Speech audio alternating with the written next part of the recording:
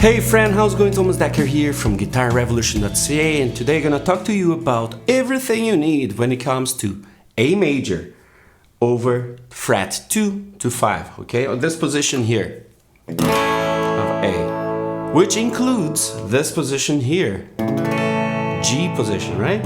G shape. Okay, so we're gonna talk about chords, triads, arpeggios. We're gonna talk about the pentatonic and major scale plus sixth, double stops, everything. I'm gonna put into practice right here. All right, let's dive in. First thing, let's double check your chords. Okay, we have this shape, which is A. Probably the first A shape chord you ever learn, at least for me. I've seen a lot of people play in different ways that I can't. I usually play with these three fingers because it fit a little better, or even my finger one can play like that, which makes easy for me to play the G shape, right? I usually don't play the whole G like this. I like to play more like the high end of it, because like that I can mix both as a power chord, or like this with a third on the B string. Anyways, those are the chord shapes you're going to be using. Now let's take a look at the triads, okay? Very simple. Let's think of how we can add triads using 3 notes at a time, or 3 strings. Let's break it down very quickly, and then I'll show you on with the backing track what we can do with that. So we can do like this, like A, and then on this shape we have E and A again, which is the power chord here.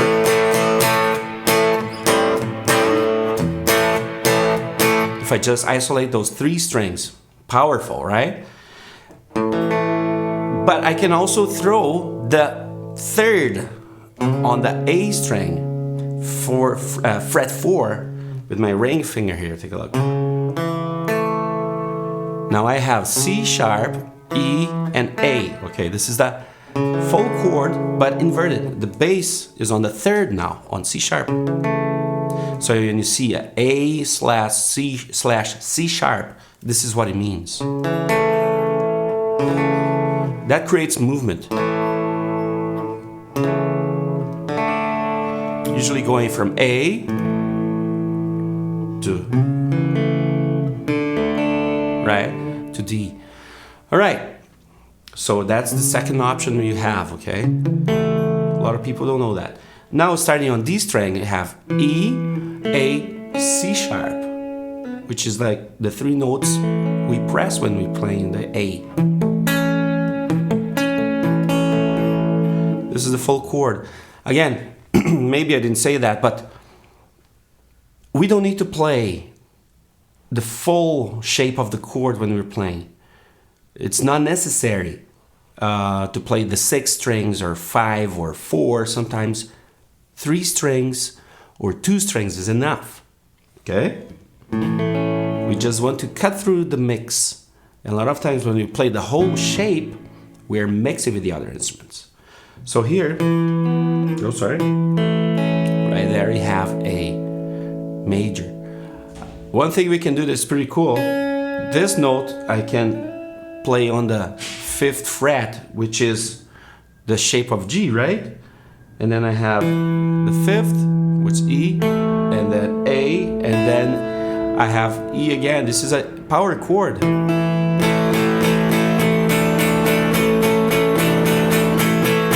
Sounds pretty cool.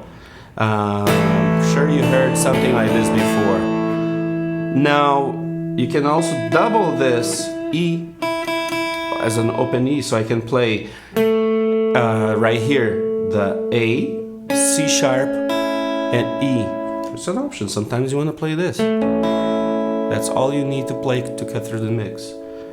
Or sometimes you want to play A, stretch on the fret 5 here on E, and A again. Sometimes this is all you need.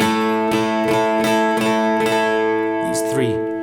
Now let me put the backing track here. I'm gonna play the chords and I'm gonna play around just landing on those notes. You're gonna see how these notes are the safe spot for us when it comes to soloing.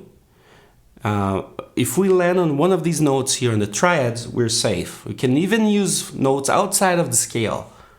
But as long as we land on those notes of the triad, of the A major here, we're home. Okay, so let's take a look. So here you go. I'm gonna just be playing around A. They're changing the chords, we're gonna just stay on A. Take a look at this. Exactly the chord that he's using there. It's not bad.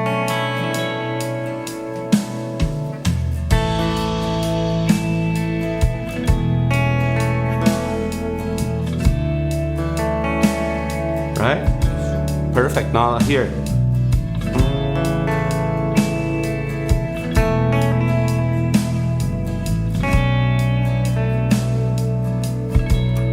There we go. Just the notes of the triad.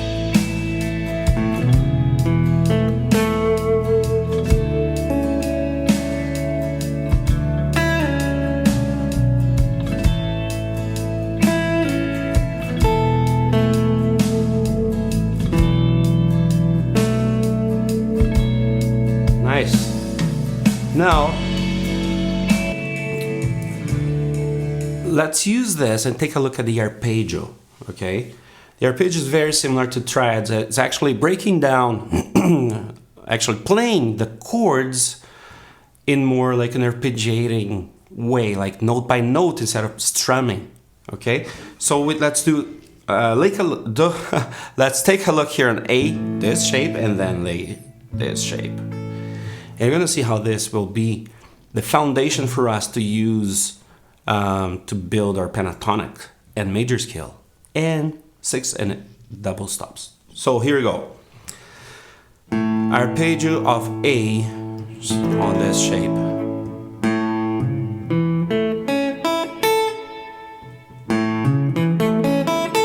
What I'm doing here, I'm playing A, and add fret 4, and then I'm going finger 1 on the A shape of chord, open string, and then the octave on A. Oh.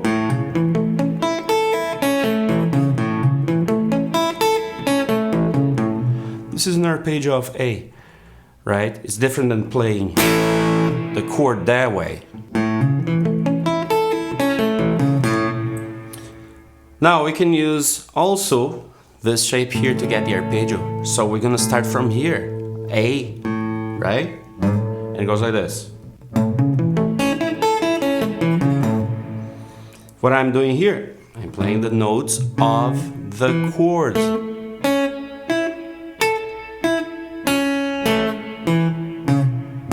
You probably noticed that I'm doing like a sweep picking, right, technique. You don't need to do that. I rarely use this. I study like crazy to be able to play that, but in the end I don't use that often. Only to impress people, but who am I trying to convince, right? Again, this is just to reinforce the notes you're gonna be using and landing with safety, like stepping stones that you can build around to create your solos and create melodies, right? And yes, you can use as a little bit as your phrasing. Sometimes you want to do like, right? I don't know. You can use this as a creative tool to play and have fun with it. Now, this is also where you're going to be building our pentatonic, major scale, and everything else after that. So let's take a look. From here, it's very familiar territory if you look closely. We are 2 notes apart from the triad to have a pentatonic. It's only 2 notes more on this mix and we have a full-on pentatonic. Let me show you here. So I have this note here on the E string. Let's add finger 1. Oh. And then I have this note here on A. Let's add this note too, which is the, what is this? A second. Okay, this is the sixth, this is the second. Those are the two notes we need to add on the triad to have the major pentatonic. So here you go, finger 1, 4, 1, 3, most famous of all. Then 1, 3, 1, 3, 1, 4, 1, 4. Can add the blue note there to give a little bluesy taste, right? All right, so let me now add here the backing track, and let's play around. You see how every note I'm going to be landing intentionally will be either, it will be on the triad, okay? And the other notes that create more flavor, more movement, belong to the pentatonic. Let's do it. Triad.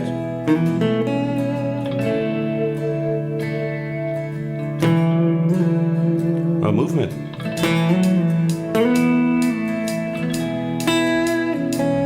Movement, tension, release, right?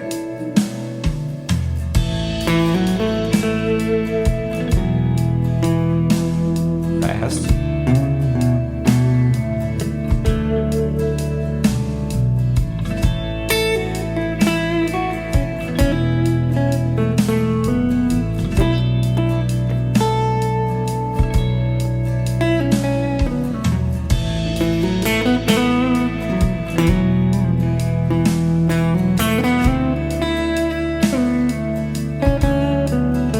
Add the blue note here, just create a little bit of a little bit more tension there.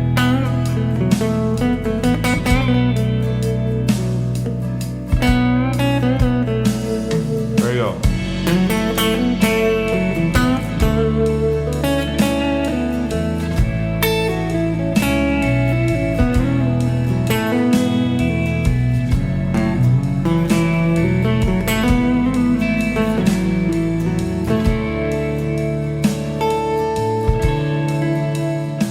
There you go, pentatonic. You can't go wrong with it. It just sounds beautiful, sounds like so melodic every time you use it. It's so easy because it's so close to the triad. It's so close to the triad. Now, let's add 2 more notes to our pentatonic. So now you're adding 4 notes to our triads, right? To a pentatonic and 2 more now for the major scale. Well, you need only the half steps of the major scale. Let's take a look. So let's start here from the high E. Here we're playing finger 1, 4. Let's just add the finger 3 here. You can already feel some drama there, right?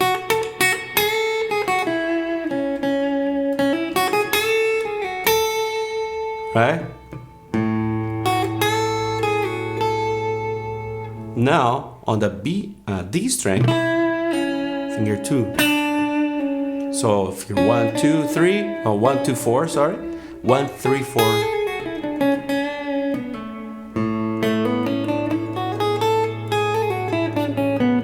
Here you already have the full 7 notes of the major scale. A, B, C sharp, D, E, F sharp, G sharp, A. 1, 2, 3, 4, 5, 6, 7, 8. There, that's better. G string. You're gonna go back 1 half step here on my finger 1. Finger 2, or fret 2 to fret 1.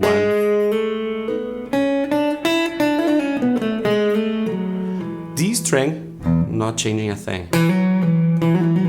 Just that. String 5 or A, you're gonna 1 and 2, 1 and 3, we're gonna use finger 4 here. Adding the half step there, right? Same thing here on the E string, like we did here. We do here. Now let me add this to our playing. I'm gonna showcase a little bit how these half steps will create drama. That's a good way to put. Creates drama. Start with pentatonic, nice and round. Even the next round, I'll add the half step.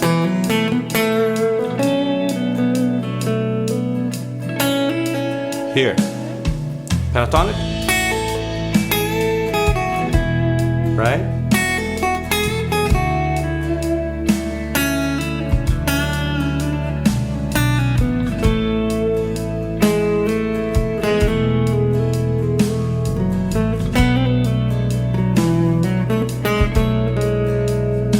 Voila.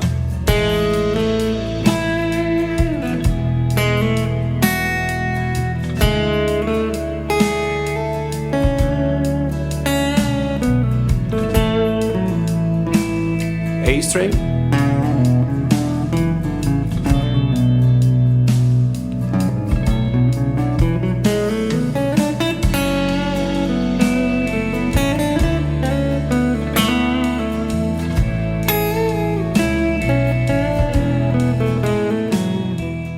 Very cool, right? It sounds very, very unique, like a major scale, very dramatic, very pretty. Some melodies that are very like touching, right? Now let's add some warmth here with the sixth. Sixth, I love that interval. So one way we can do here is looking at the chord. So we have A major here, right? Let's isolate D string and B string. Part of the chord, right? Isn't it? Let me use a different. Right here, it's just part of the chord. Another way we can do, I think this is my favorite way. I like to use when I'm playing over A. When I'm playing over D, I like to use like this. I just move up a fret. I switch those two fingers. My finger 2 slides 2 frets, and then I add my finger 1. And I can do this 1 fret above, okay? I'm going out a little bit of our range of fret 2 to 5, but it's still very close. I like to use these two here. So pretty. Or I like to use here.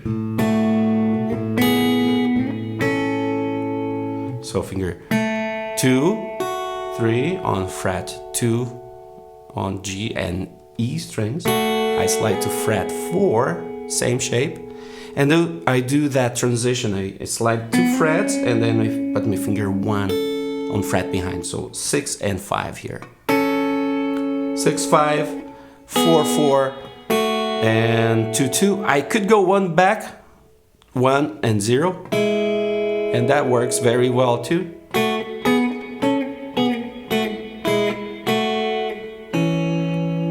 It's beautiful.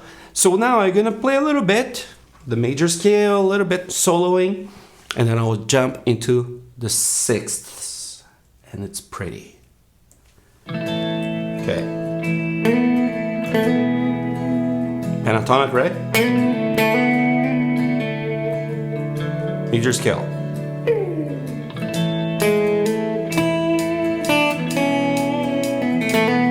Change my pickup. Sixth.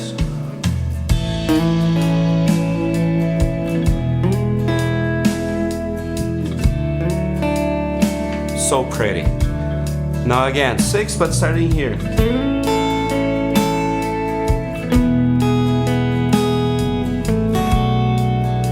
Right, those shapes I used, or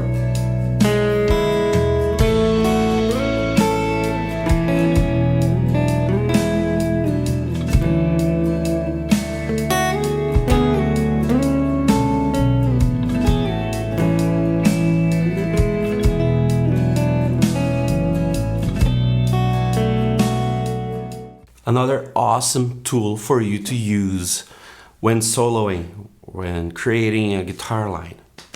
It's necessary as guitarists to know this. All right, now double stops. I like to use, starting with the shape G here. I use these 2 fingers here on the, again, running a little outside the boundaries we kind of put, but that's fine. It's still awesome. I use this all the time, so this is what I do. I finger 1 and 2 on the fret 5, and then I hammer my finger 2 or 3 on the fret 7 on the string 2. And then I go back and finger 1 and 2, so fret 4 and 5 on G and B, and hammer my finger 3 on fret 6, G string. And then I go back on the pentatonic shape. I like to do this. So I'm doing the octaves. You see that? I can do this one too. B and G, or G and B.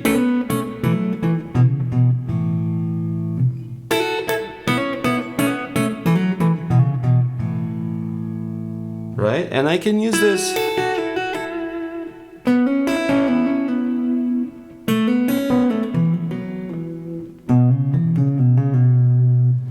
the way you like to use, whatever, doesn't matter. It's a tool, not a lick. It's a tool, so you create licks. All right, let's do it. It's a long lesson. Awesome. Let's do it. So.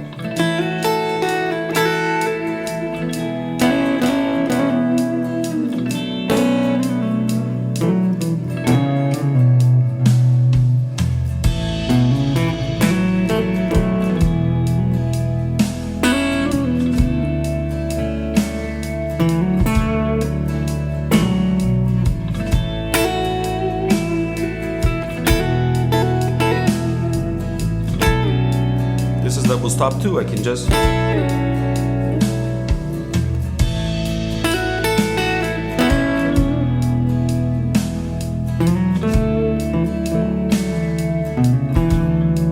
some sixths.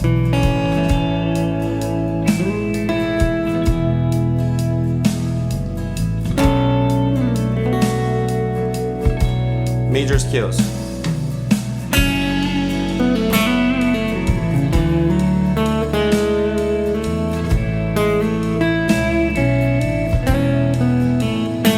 Pentatonic.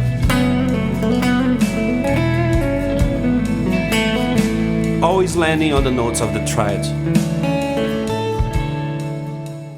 That's it, my friend. I hope this is empowering. It's encouraging to you as a lead guitar player.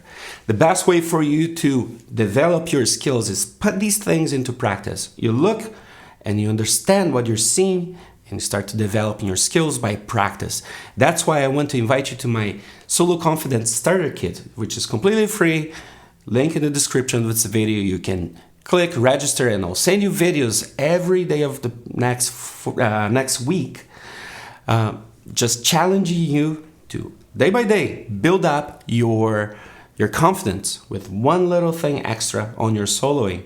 So by the end of the week, you're like confident, you're playing, and you're proud of the music you're making.